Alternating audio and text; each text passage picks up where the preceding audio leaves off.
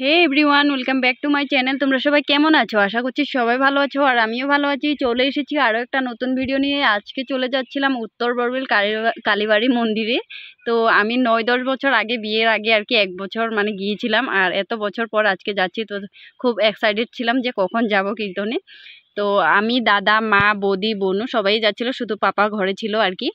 তো আমরা সবাই প্ল্যান করেছি মানে লাস্টের দিনই, একই দিনই আর কি আমাদের এইখানেও প্রসাদ দিবে আর বরবিলও দিবে। তাই ভাবলাম লাস্টের দিন আমাদের এইখানেই থাকবো। আমাদের এইখানেও একটা কীর্তন ছিল, সেইটাতে যাব। তো আজকে ভাবলাম বরবিল থেকে একটু ঘুরে আসি।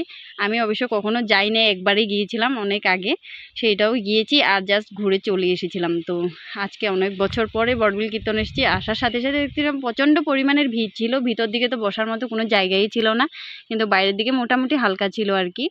তো দেখো এখানে গিয়ে আমরা কি কি করেছি, কি কি না করেছি সব কিছুই দেখাবো তোমাদের সাথে। তোমরা ভিডিওটা শেষ অবধি দেখো। তো চলো শুরু করা যাক।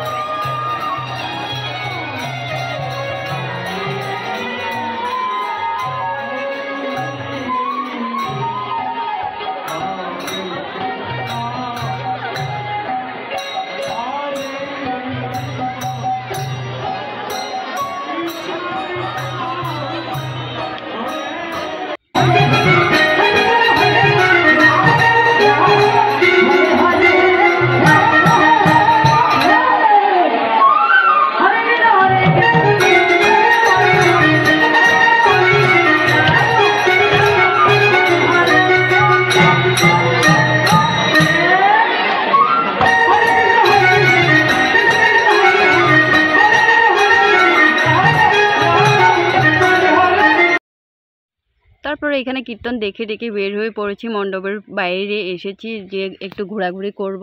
তারপরে দেখবো এখানে কেমন বেশি মেলা টেলা বসেছে। তো মা বলতেছিল একটু টাইম দাঁড়াবে, কিন্তু আমাদের অলরেডি আসতেই বাড়ির থেকে 9টা-10টা বেজে গিয়েছিল, যার জন্য ভাবলাম চলে যাই। আর 11টা ওইখানেই বেজে গিয়েছিল। তো ভাবলাম একটু মেলা ঘুরে তারপর বাড়িতে চলে আসব। আর এখানে আরদিয়া আংশিতার জন্য কিছু টুকিটাকি জিনিস কিনে নেব, তার জন্য আর কি মেলা ঘোরাঘুরি করছিলাম। তো মা বলছিল এখানে বাড়ির জন্য জিলেপি, তারপরে খুরমা, নিমকি কী কী কিনবে। তো তাই এখানে মানে কিনাকিটি হচ্ছিল আর কি।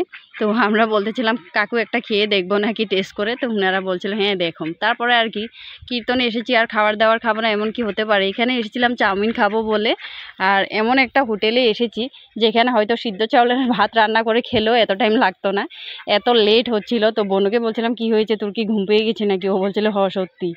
তো মানে ওই জায়গাতে এসে আমরা আগের ভাগে অর্ডার করে দিয়েছিলাম, তাই ভাবলাম যে এখন যদি আমরা চলে যাই খারাপ দেখা যাবে, যার জন্য আর কি ওয়েট করছিলাম। তো অনেকটা পরিমাণে লেট করে দিয়েছে। তারপরে ফাইনালি আমাদের চাউমিন চলে এসেছে। চাউমিন খাওয়ার পরে আবার নিয়ে নিয়েছিলাম পরোটা, কিন্তু বিশ্বাস করো এটা পরোটা নাকি পাঁপড় কিছু বুঝতে পারছিলাম না, এত পরিমাণে শক্ত ছিল আর কি। তো যাই হোক আর কি করব, খেয়েছিলাম। খাওয়া দাওয়ার পরে এখন ফুচকা দেখেছি, আর ফুচকা খাবো না এটা হতেই পারে না।